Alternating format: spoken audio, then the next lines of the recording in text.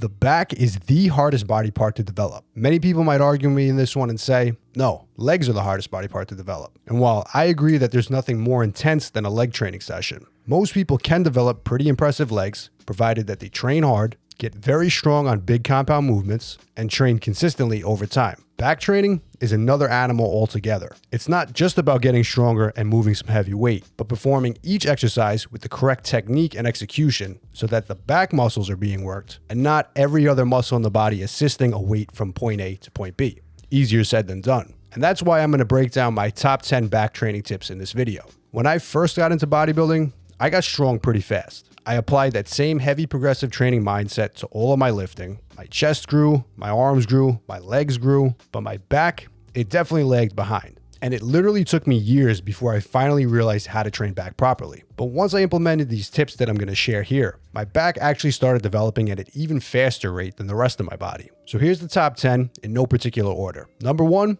use straps. This one actually is in a specific order for a reason. You literally cannot get the most out of your back training or apply the other tips that I'm going to talk about without using straps. So put whatever ego mentality that you have aside for using straps. If you want to grow a bigger and stronger back, you're limiting yourself by not using them. When we're training back, we want the back to fail, not the hands, not your grip, not your biceps, traps, or rear delts. We want the lats, middle, and upper back, or any part of the back that we're specifically targeting to fail. And trust me, all of these muscles are significantly stronger than your grip. And if you think that your grip is actually that strong, then that just means that you actually have a weak back in comparison. And in either case, you're missing out by not throwing some straps on. By using them, you're not only able to handle more weight, allowing you to overload the target muscle, but you're also removing any extra mental energy that gets wasted when you're focusing on your grip. Think about it. If you're doing a heavy set of pull-ups or rows, and you know you have, let's say, 12 reps before failure, but on rep 6, 7, or 8, your grip starts giving out. Maybe it's slipping from sweat or just the bar itself.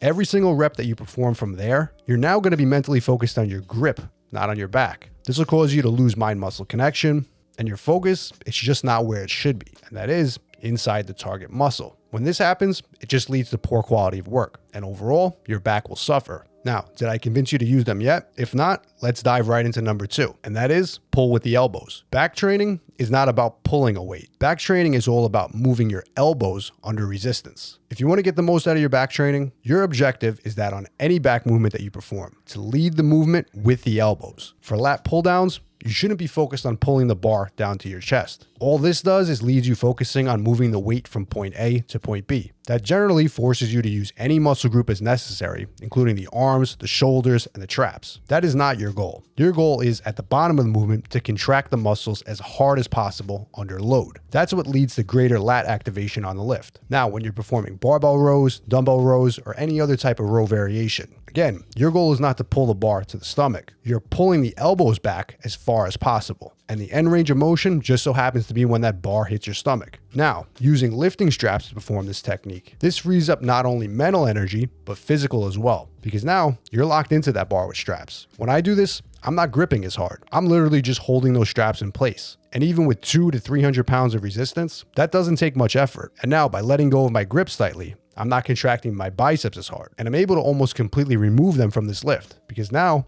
I'm no longer pulling with the hands. I'm pulling with the elbows. But now you're listening to me talk about this. I just want you to realize this is an advanced technique, and you shouldn't be expected to get this right away. This stuff takes a very long time to master. And even when I was aware of this, it literally took me almost 10 years of training before I can say I no longer pull with my biceps. And if you want the recipe to do this, it all comes down to this. Pull with the elbows, not with the hands. Tip number 3, focus on the stretch. Back is a very complex muscle. There are many different angles and movement patterns, and there are also many differences to each of them. But one thing that they all have in common is that each one of them, they're all enhanced when performing a stretch. When we're doing pull-ups, go for a dead hang at the bottom. When we're performing rows, chest supported ones specifically, let the weights fully stretch and hang at the bottom. This one simple technique, it removes a lot of assistance from other muscle groups. When you stretch in that last position of a rep, everything can relax. The arms, the shoulders, but not the back. Then, when you initiate the pull on the next repetition, the back is activated and already executing the movement. Now, of course, this technique is also full range of motion, but the benefits of a full stretch, they actually go far beyond any argument of partial or full reps. It's about focusing on the target muscle, and for back training, nothing works better at doing that than a full stretch. Tip number 4, chest up for back, shoulders forward for rhomboids, traps, and rear delts. You'll hear many people say, this is a lat exercise. This is a rhomboid movement. You want to know the truth? Any pulling exercise can be done to target any specific area of the back. What determines this is what you do with your elbows and your posture. For example, rowing is generally done for back thickness. That's more middle and upper back, lower traps, and rear delts, and less emphasis on the lats. This is generally what we use back thickness exercises for. Now, on lat pull downs or pull ups, we focus more on the lats or the back width. But what if I told you that we can take a row movement and tweak a few things and now make it work the lats more? Or of course, we can tweak it and hit the upper back more. The key is always in where your elbows are moving and what your torso is doing. On vertical pulling movements, we want to hit the lats. That means the chest should be up and we should keep those elbows tucked, and we should pull those elbows straight down. That movement is all lats. Now when we're rowing, if we do the opposite and we flare our elbows out and we pull them back instead of down, this will cause us to hit more of the upper back. And if we're performing a chest supported row and we want to focus more on the traps and the rhomboids, we can even let those shoulders roll forward into a deep stretch. But we can use any of these techniques on any back movement and it will absolutely alter the lift. But just keep in mind, you might already be doing things like this unconsciously, and you might possibly not be training the lift appropriately for your goals. If you're doing your rows with your elbows super tucked in, you're probably pulling more with your lats. If you're flaring those elbows out and allowing those shoulders to come forward, you're going to hit more middle back. So make sure that you're using the technique that works for your goals. Number 5, angles are key. Not only is it important to think of back training in terms of muscles worked, but also in movement patterns. To cover all areas of the back, you want to make sure that you're doing a vertical pulling movement, something like pull-ups or pull-downs, a horizontal rowing movement,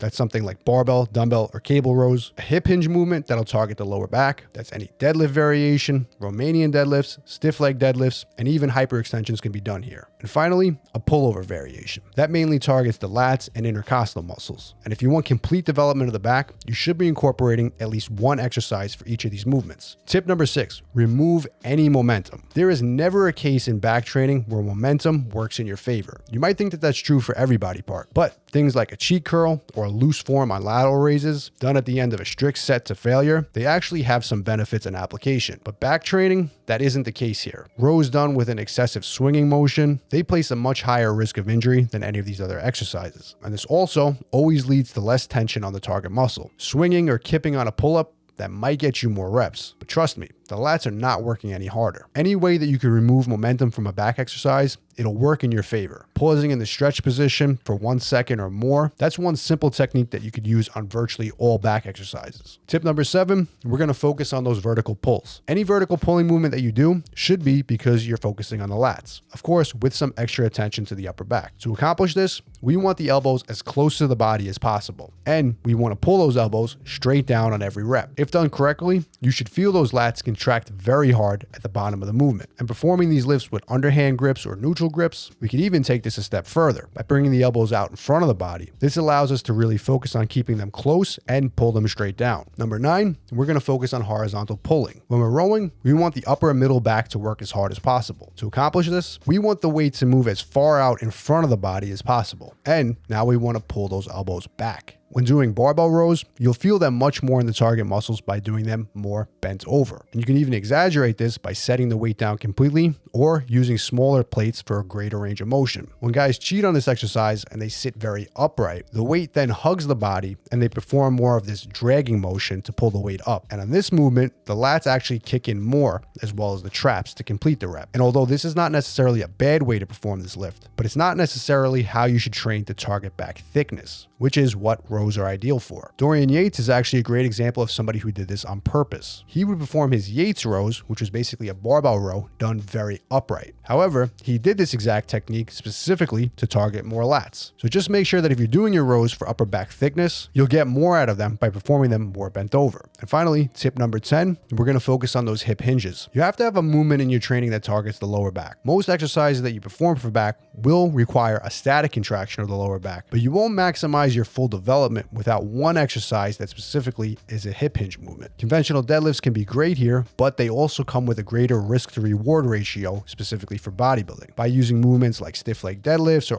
RDLs or even hyperextensions here, we can target that lower back without the need to heavily load that movement. And as a result, this is less taxing on the entire body and less wear and tear on the muscle. Not much else needs to be said here other than have a great hip hinge movement that you personally connect with and can perform safely. And make sure to progressively overload it while staying consistent. And if you want to get the most out of your back training, apply these tips. But just understand that you're not expected to master them overnight. Apply them and focus on getting better each week, month, and year. And if you want the exact training programs that I personally recommend to build more muscle using proven old school bodybuilding methods, all my old school mass game programs are down below. And as always, if you guys want to see more of the best original bodybuilding content just like this, make sure to hit subscribe.